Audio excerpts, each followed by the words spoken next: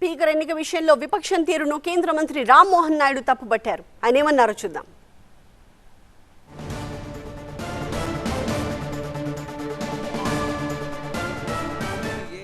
देखिए, अभी ओपोजिशन का भी कंडीशन रखना स्पीकर के इलेक्शन पे ये अच्छी बात नहीं है. ये कभी ऐसा रहा नहीं है. लोकतंत्र जो है कंडीशंस पे नहीं चलता.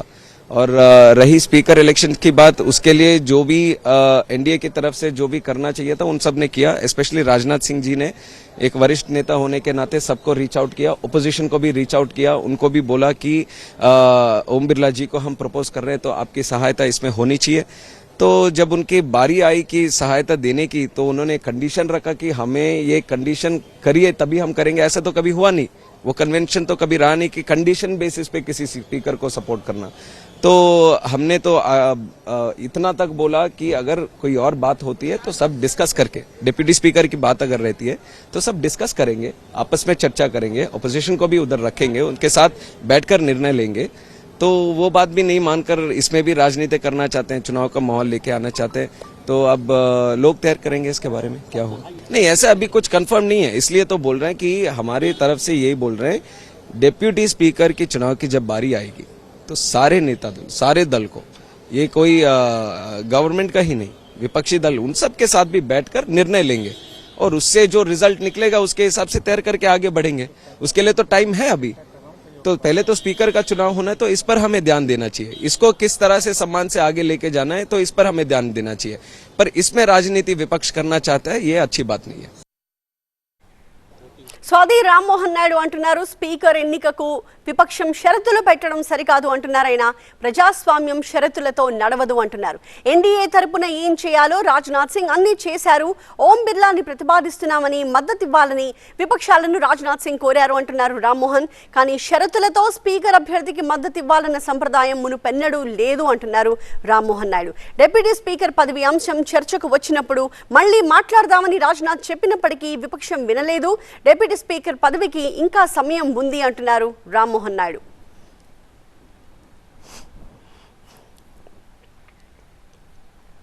మా ప్రతినిధి మహాత్మాకి సంబంధించి మరింత సమాచారం అందిస్తారు. మహాత్మా, సో ఓవరాల్ గా లాస్ట్ మినిట్ లో ఎప్పుడైతే ఏకగ్రీవం అనుకుంటున్న టైంలో ఆల్ ఆఫ్ సడన్ ఒక ట్విస్ట్ మనకు కనిపించింది. సో స్పీకర్ అలాగే డిప్యూటీ స్పీకర్ కి సంబంధించి ఇప్పుడు అధికార విపక్షాలు ఒక అండర్స్టాండింగ్ వచ్చే పరిస్థితి కనిపిస్తోందా, లేక రేపు ఖచ్చితంగా ఎన్నిక జరగబోతోంది, ఓటింగ్ జరగబోతోంది అని అనుకోవాలా? ఇప్పటి వరకైతే రెండు పక్షాల నుంచి కూడా అభ్యర్థులు నామినేషన్లు దాఖలు చేశారు. వాటిలో ఎవరైనా విత్డ్రా చేసుకున్నా, లేదు ఆ నామినేషన్లలో ఏవైనా సాంకేతికపరమైన లోపాలుండి రిజెక్ట్ అయినా అప్పుడు ఏకగ్రీవం అవుతాయి తప్ప, అదర్వైజ్ ఇద్దరు పోటీలో నిలబడితే కనుక ఖచ్చితంగా ఎన్నికలు నిర్వహించాల్సి వస్తుంది. దేశ చరిత్రలోనే మొట్టమొదటిసారిగా లోక్సభ స్పీకర్ పదవి కోసం ఎన్నికలు నిర్వహించే పరిస్థితి ఏర్పడిందని చెప్పవచ్చు. అధికార కూటమి నుంచి ఓం బిర్లా రెండోసారి స్పీకర్ పదవి కోసం నామినేషన్లు దాఖలు చేయగా, విపక్ష కూటమి నుంచి కేరళ నుంచి కాంగ్రెస్ పార్టీ తరఫున గెలుపొందిన కొడికునిల్ సురేష్ ఈయన 8వసారి పార్లమెంట్కి ఎన్నికయ్యారు. సో ఆయన సీనియారిటీ వాటన్నిటిని దృష్టిలో పెట్టుకుని విపక్ష కూటమి ఆయన్ను స్పీకర్ అభ్యర్థిగా బరిలోకి దించింది. సో ఇద్దరు నామినేషన్లు ప్రస్తుతం దాఖలై ఉన్నాయి, స్క్రూటినీ దశలో ఉన్నాయి. వాటిని పరిశీలించి అందులో ఏమైనా సాంకేతికపరమైన లోపాలు ఉన్నాయా, రెండింటిని యాక్సెప్ట్ చేయవచ్చా లేదా అన్నది లోక్సభ సెక్రటరీ జనరల్ డిసైడ్ చేస్తారు. ఈ ఎన్నికంతా కూడా రాజ్యాంగంలోని ఆర్టికల్ 93 ప్రకారం జరుగుతుంది. సీక్రెట్ బ్యాలెట్ పద్ధతిలోనే ఈ ఎన్నికను నిర్వహిస్తారు. ప్రొటెం స్పీకర్గా ఉన్న వ్యక్తి అధ్యక్షతన ప్రస్తుతం ఈ ఎన్నికలు జరుగుతాయి. ప్రొటెం స్పీకర్ అన్న వ్యక్తి తాత్కాలికంగా లోక్సభ స్పీకర్ని ఎన్నుకునే వరకు కూడా స్పీకర్ బాధ్యతలను నిర్వహిస్తారు. చరిత్రలో మొదటిసారి ఈ తరహా పరిస్థితి తలెత్తింది. ఇప్పటిదాకా ప్రతి సందర్భంలోనూ ఏకగ్రీవంగానే స్పీకర్ ఎన్నికవుతూ వచ్చారు. కానీ ఈసారి విపక్ష కూటమి తమ తరపున ఒక అభ్యర్థిని బరిలోకి దించిన నేపథ్యంలోనే ఈ తరహా పరిస్థితి ఏర్పడింది. ప్రస్తుతం కూటమి బలాబలాలు చూసుకుంటే ఎన్డీఏకి తగినంత సంఖ్యాబలం ఉంది. దాదాపు 293 మంది సభ్యులు ఉన్నారు. ఇంకొంతమంది తటస్థులు కూడా ఉన్నారు. విపక్ష కూటమికి 234 వరకు ఉన్నారు. ఈ తటస్థులు అంటే ఈ రెండు కూటముల్లో లేని రాజకీయ పార్టీల ఎంపీలు ఎటువైపు మొగ్గు చూపుతారన్నది చూడాలి. ఒకవేళ వాళ్ళు విపక్ష కూటమి వైపు మొగ్గు చూపినా సరే ఎన్డీఏ కూటమికి అయితే తగినంత సంఖ్యాబలం ఉంది. కానీ సీక్రెట్ బ్యాలెట్ పద్ధతిలో జరుగుతున్న ఎన్నికలు కావడం వల్ల వారు అభ్యర్థులు ఎంపీలు తమ ఎలా ఓటు వేస్తారు, ఎవరి వైపు ఓటేస్తారు అనేది ఖచ్చితంగా చెప్పలేని పరిస్థితి. అంటే పలానా వ్యక్తి పలానా అభ్యర్థికి ఓటేసారా లేదా అన్నది ఖచ్చితంగా గుర్తించలేని పరిస్థితి ఉంటుంది. సో ఈ నేపథ్యంలో రేపటి ఎన్నికల మీద ఆసక్తి నెలకొందనే చెప్పవచ్చు. నిజానికి విపక్ష కూటమి డిప్యూటీ స్పీకర్ పదవిని తమకి ఇస్తే గనక ఈ ఎన్నికల్ని ఏకగ్రీవం చేస్తామంటూ చెప్పుకుంటూ వచ్చారు. కానీ ఇటువంటి షరతులు పెట్టడం సరికాదు అంటూ అధికార పక్షం చెప్పుకుంటూ వస్తున్నారు. అదేదైనా మాట్లాడుతుంది. డిప్యూటీ స్పీకర్ది ఇప్పుడు లేదు, నెక్స్ట్ తర్వాత ఉంటుంది ఆ ఎన్నిక. ప్రస్తుతం స్పీకర్ ఎలక్షన్స్ జరుగుతున్నాయి.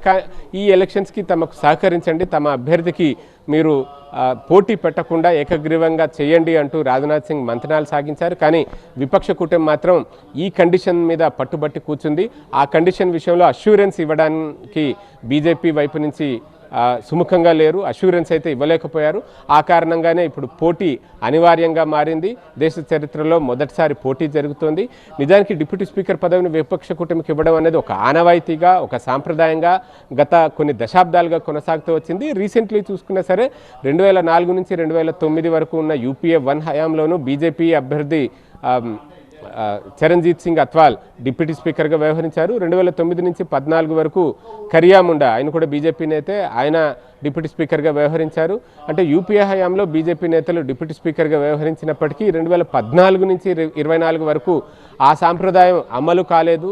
2014 నుంచి 19 మధ్య కాలంలో డిప్యూటీ స్పీకర్గా తంబిదురై అన్నా డిఎంకే నేత ఆయన వ్యవహరించారు. ఆయన అధికార కూటమిలో భాగస్వామిగా ఉన్నారు. అన్నాడీఎంకే అప్పుడు ఎన్డీఏలో భాగస్వామిగా ఉంది. భాగస్వామ్య పక్షానికి అప్పుడు ఈ డిప్యూటీ స్పీకర్ పదవినిచ్చారు. ఇకపోతే గత టర్మ్ 2019 నుంచి 24 మధ్య కాలంలో ఆ పోస్టును పూర్తిగా అలాగే ఖాళీగా వదిలేశారు తప్ప ఎన్నికలు నిర్వహించకుండా స్పీకర్ మాత్రమే ఈ సభను 5 ఏళ్ల పాటు నిర్వహించుకుంటూ వచ్చారు. ఈసారి డిప్యూటీ స్పీకర్ పదవి విషయంలో విపక్షాలు పట్టుబడుతున్న నేపథ్యంలోనే ఇప్పుడు స్పీకర్ పదవికి ఎన్నికలు అనివార్యంగా మారాయి. స్పీకర్ పదవికి విపక్ష కూటమి నుంచి అభ్యర్థిని బరిలోకి దించిన నేపథ్యంలో రేపు ఈ ఎన్నికలు ఎలా జరుగుతాయి, ఫలితం ఎలా ఉంటుంది అన్న ఆసక్తి సర్వత్రా చర్చ జరుగుతోంది. Right, thank you Mahatma. So అది స్పీకర్, డిప్యూటీ స్పీకర్కి సంబంధించిన ప్రస్తుతం కొనసాగుతున్న ఉత్కంఠ. సాధారణంగా స్పీకర్ అధికార పక్షం నుంచి, అలాగే డిప్యూటీ స్పీకర్ విపక్షం నుంచి ఉంటారు. అదే క్రమంలో తమకి డిప్యూటీ స్పీకర్ ఇవ్వాలి, అప్పుడు స్పీకర్ ఎన్నిక ఏకగ్రీవం అయ్యేలా తాము సహకరిస్తాము అని చెప్పి ఇండి కూటమి నేతలు చెబుతూ ఉన్నారు. అదే విషయాన్ని రాహుల్ గాంధీ కూడా ప్రస్తావించారు. ఇదే ప్రపోజల్ని అధికార పక్షం ముందు పెడితే తమకు ఎటువంటి సరైన రెస్పాన్స్ అక్కడి నుంచి రాలేదు అన్నది ఇండి కూటమి సభ్యులు చేస్తున్న ఆరోపణ. కానీ ఆన్ ది అదర్ హ్యాండ్ తాము ఇప్పటికే 3 సార్లు మల్లికార్జున ఖర్గేతో మాట్లాడాము ఈ విషయానికి సంబంధించి, కానీ విపక్షం నుంచే ఎటువంటి క్లారిటీ రాలేదు అని చెప్పి అధికార పక్షం చెప్తోంది. కేంద్ర మంత్రి రాజ్నాథ్ సింగ్ తాను ఇప్పటికే 3 సార్లు ఖర్గేతో మాట్లాడాను అన్న విషయాన్ని కూడా మీడియాకు చెప్తూ ఉన్నారు. ఈ నేపథ్యంలో లాస్ట్ మినిట్ వరకు కూడా ఒక అండర్స్టాండింగ్ వచ్చింది. లోక్సభ స్పీకర్గా ఓం బిర్లా ఏకగ్రీవం అవుతారు అని భావించిన క్రమంలో లాస్ట్ మినిట్లో ఇండి కూటమి కూడా అభ్యర్థిని నిలబెట్టింది. సురేష్ని అభ్యర్థిగా నిలబెడుతూ ఇండి కూటమి నిర్ణయం తీసుకుంది. కానీ ఇది లాస్ట్ మినిట్ ట్విస్ట్ కిందే మనం గమనించాలి. డిప్యూటీ స్పీకర్కి సంబంధించి తమకు ఎటువంటి క్లారిటీ రాని నేపథ్యంలోనే ఇలాంటి ఒక నిర్ణయం తీసుకున్నామని ఇండి కూటమి చెప్తోంది. సో రేపు ఉదయం లోక్సభలో దీనికి సంబంధించి ఓటింగ్ జరగబోతోంది. ఎన్డీఏ కూటమి తరపున ఓం బిర్లా, ఇండి కూటమి తరపున సురేష్ల మధ్య ఓటింగ్ జరుగుతుంది. కానీ ఈలోగా అధికార విపక్షాల మధ్య ఏమన్నా స్పీకర్, డిప్యూటీ స్పీకర్కి సంబంధించిన ఒక క్లారిటీ, ఒక అండర్స్టాండింగ్ వచ్చి సిచ్యువేషన్ మారుతుందా లేక ఎన్నిక అనివార్యం అవుతుందా అన్నది చూడాలి. Whether winning or losing, there is a convention in Lok Sabha. So speaker will be in the ruling party, or opposition will be the deputy speaker. Last two Lok Sabha, they denied us because they said you are not a recognized opposition. Now we are a recognized opposition.